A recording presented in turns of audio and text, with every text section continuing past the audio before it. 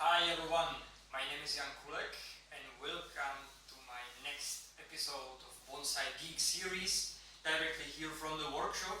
And today I'm gonna show you the first styling of a Scots pine of small or medium size out of the Bonsai nursery tree.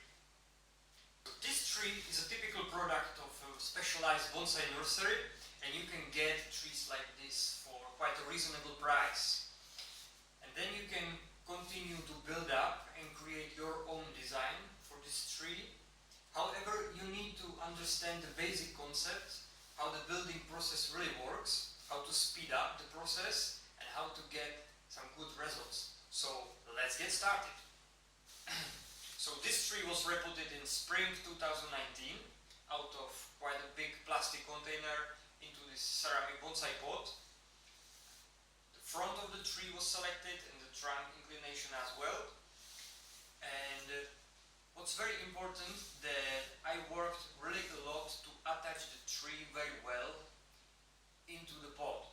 Because now we are on the beginning of August, and as you can see, there is absolutely no movement of the tree in the pot. So this allows me to even think about some styling work.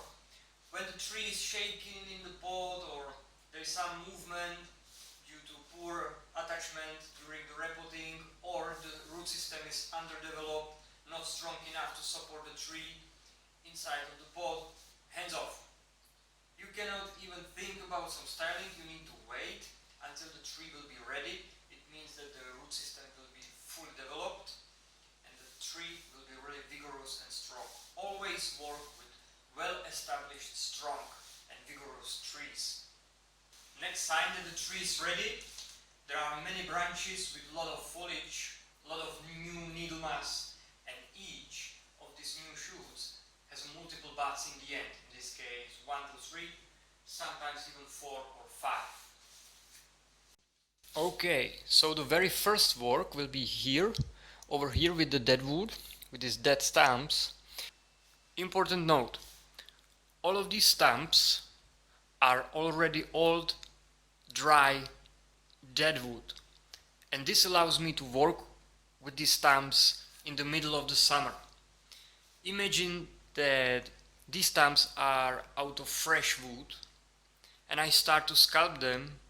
The tree starts to bleed and will be bleeding and bleeding and bleeding for the rest of the season and gonna lose a lot of its strength. So it's much better idea to leave them dry out naturally and work these stumps much later. I'm gonna use the hand tools, just this simple root cutter, and I'm gonna start to split the big stump out here. I'm splitting and tearing this soft pine wood and try to make better shape of this simple stump.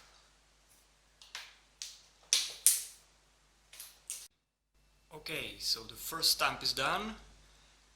It took just 2 or maybe 3 minutes, and just with this simple root cutter I was able to create something much more natural with some nice rugged surface which is typical for pines. This kind of the dead wood I really liked on pines. I consider this as a very natural and something what fits very well with the general characteristics of pines as a rugged bark and rugged dead wood.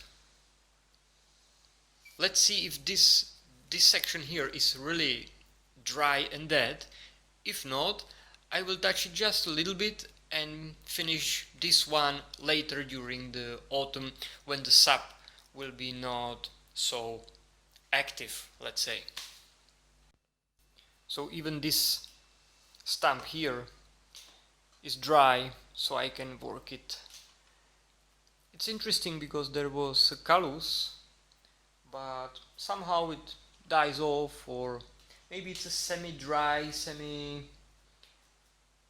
fresh wood, but I'm not expecting big problems with sap leaking out of this pot here. So let's finish this one. Okay, so this section here is more or less done. And now I'm gonna show you a little trick how to improve the texture and the character of the new portion of the deadwood. I take my scissors, I grab it like this, and I'm gonna make a lot of small fissures here, and this is gonna speed up the process of the evolution of this deadwood.